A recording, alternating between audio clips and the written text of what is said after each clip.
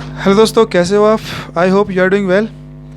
और जैसे कि आपको पता ही है कि डेली हमें क्विज डाल रहे हैं। कल जो क्विज डाली थी वो संविधान की थी। उसमें से टॉप 10 प्रश्न हमने सेलेक्ट किए थे जिनकी आने की संभावनाएं हैं, और उसका एक्सप्लेनेशन भी कल अपलोड कर दिया गया है। अब चाहे तो चैनल पर जा सकते हो और उसमें उसका एक्सप्लेनेशन देख सकते हो।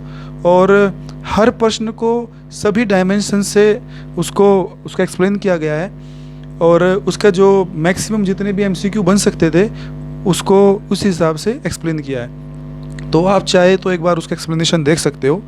तो कल जो हमारी हमारी क्विज़ थी वो थी कॉन्स्टिट्यूशन पार्ट 1, और आज है हमारी हिस्ट्री क्विज़ 1। तो जो उसका पार्ट 1 है इसमें भी हमने 10 क्वेश्चंस सेलेक्ट किए हैं, और आई होप कि आपको शायद पसंद आए।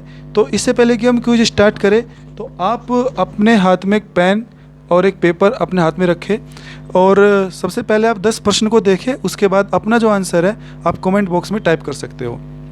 तो चलिए हम जो है चलते हैं अपने पहले प्रश्न की ओर। तो पहला प्रश्न जो है वो ये है, ये आधुनिक भारत से लिया गया है, और इसमें पूछा गया है कि who led the 1857 revolt in Jagdishpur. Jagdishpur actually जगह है बिहार में।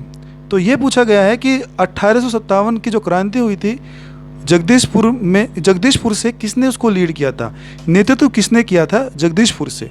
तो ऑप्शन है कुंवर सिंह, नाना साहेब, अजमुल्ला, तात्या टोपे। तो ये 4 ऑप्शंस हैं। तो इनमें से आपको एक सही आंसर टाइप करना है कमेंट बॉक्स में। दूसरा प्रश्न जो है वो है, नेम द बुक ऑफ राजा राम मोहन रॉय। राजा राम मोहन रॉय जो हमारे सोशल रिफॉर्मर थे, हमारे सामाजिक सुधारक थे। उन्होंने एक बुक तो काफ़ी लिखी थी, उन्होंने बुक्स काफ़ी लिखी थी, बट एक जो बुक है इन 4 ऑप्शंस में, कौन सी बुक जो है राजा राम मोहन रॉय की है। तो पहला ऑप्शन है न्यू व्हील, दूसरा है अ गिफ्ट ऑफ मोनोथिज्म, तीसरा है यंग इंडिया, और जो लास्ट ऑप्शन है that is why I am an atheist, मैं अथिस्ट क्यों हूँ। अगला जो प्रश्न है वो है, in which act the separate electorate was given to Muslims. British government के टाइम हमारे जो उस वक्त कई सारे कानून लाए गए थे, तो उनमें से जो है कौन सा कानून है जिसमें मुस्लिम्स को सेपरेट इलेक्टोरेट दिया गया था, या पृथक निर्वाचन का जो प्रावधान था वो कौन से कानून में दिया गया है। तो regulating act of 1773, act of government of India act 1909, government of act 1919, या फिर गवर्नमेंट ऑफ इंडिया एक्ट 1858। इनमें से आपको अपना सही ऑप्शन कमेंट बॉक्स में टाइप करना है। अगला प्रश्न है, in which session of Congress first time demand of complete independence was raised. इसमें 4 ऑप्शन दिए हुए हैं। ये चारों सत्र है जो कांग्रेस के हर साल हुआ करते थे। एक था कानपुर सत्र, एक है लखनऊ सत्र, एक है बॉम्बे सत्र, एक है लाहौर सत्र। प्रश्न पूछा गया है कि पूर्ण स्वतंत्रता की पहली बार जो मांग की थी भारतीय राष्ट्रीय कांग्रेस ने, वो कौन से सत्र में की थी। तो आपको सही आंसर इसमें से चूज करके कमेंट बॉक्स में टाइप करना है। अगला प्रश्न है, name the governor general of India who brought doctrine of lapse. जो हड़प की नीति लाई गई थी ब्रिटिश इंडिया के टाइम, कौन सा गवर्नर जनरल था जिसने इस नीति को लाया गया था, जो इस नीति को लेकर आया था भारत में, वो कौन सा गवर्नर जनरल था। पहला है लॉर्ड वेलिस्ले, दूसरा है लॉर्ड कैनिंग, थर्ड है लॉर्ड वेलिंगटन, और या फिर लास्ट लॉर्ड डलहौजी। तो ये जो है आपके इसमें से एक जो सही आंसर है वो आपको टाइप करना है कमेंट बॉक्स में। अगला प्रश्न है, पूना पैक्ट। पूना पैक्ट हुआ था वो किन 2 नेताओं के बीच में हुआ था। तो ऑप्शन आपको दिया गया है, गांधी जी मदन मोहन मालवीय, गांधी जी या एनी बेसेंट, गांधी जी या लॉर्ड इरविन, या गांधी जी या फिर और बी आर अम्बेडकर। इन चारों में से आपको जो भी सही आंसर लगता है वो अपने कमेंट बॉक्स में आप टाइप कर सकते हैं। अगला प्रश्न है, जो बैटल ऑफ प्लेसी हुआ था ईस्ट इंडिया कंपनी और दूसरा इसमें कौन था, किस किस के बीच में हुआ था। एक तरफ तो ईस्ट इंडिया कंपनी थी और दूसरी तरफ कौन था। आपको इसका सही ऑप्शन देना है। तो अगर आपने आधुनिक भारत पढ़ा होगा तो आप इसका सही आंसर दे सकते हो। तो 4 ऑप्शन है, बंगाल का नवाब, दिल्ली का रूलर, बिहार का नवाब या अवध का नवाब। इनमें से जो आपको सही आंसर लगता है you can type in the comment box.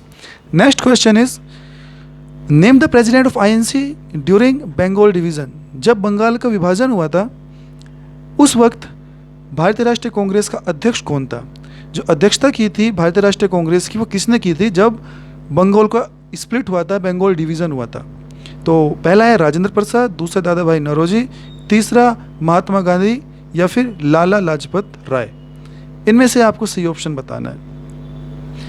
अगला प्रश्न है, चौरी चौरा इंसिडेंट किस टाइम हुआ था, मतलब किस स्थान पर हुआ था? चौरी चौरा एक जगह है, आपको बताना है कि चौरी चौरा कौन से ज़िले में है, या ठीक कौन से डिस्ट्रिक्ट में चौरी चौरा जो क्षेत्र है, लोकेशन है, वो कहाँ पर है। और ये जो इंसिडेंट हुआ था ये कब हुआ था? गोरखपुर में 1922 में, या फिर कोलकाता में 1921 में, या फिर गोरखपुर में 1921 में, या फिर दिल्ली में 1920 में। तो ये आपको आंसर देना है। अगर आपने असहयोग आंदोलन पढ़ा है तो आप इसका आंसर दे सकते हैं। अगला प्रश्न है, in which session Mahatma Gandhi became president of INC. ये बहुत इंपॉर्टेंट प्रश्न है जिसका आपको उत्तर पता भी होना चाहिए और इसकी आने की संभावनाएं ज़्यादा है, इसलिए इस प्रश्न को डाला गया है। महात्मा गांधी जो है भारतीय राष्ट्रीय कांग्रेस के अध्यक्ष रहे थे, वो कौन से सत्र में रहे थे, आपको सत्र बताना है। तो ये थे हमारे 10 प्रश्न, और इन 10 प्रश्नों को आधुनिक भारत से उठाया गया है, यानी कि मॉडर्न हिस्ट्री से उठाया गया है। और ज़्यादा टिपिकल भी नहीं बोल सकते हो, ज़्यादा सिंपल भी ये प्रश्न नहीं है। अगर आपने चीज़ों को डिटेल में पढ़ा होगा तो आप इनका आंसर दे सकते हैं। तो आई होप आपको 10 प्रश्न ही अच्छे लगे होंगे, और जो भी आपको सही आंसर लगता है वो आप कमेंट बॉक्स में टाइप कर सकते हैं।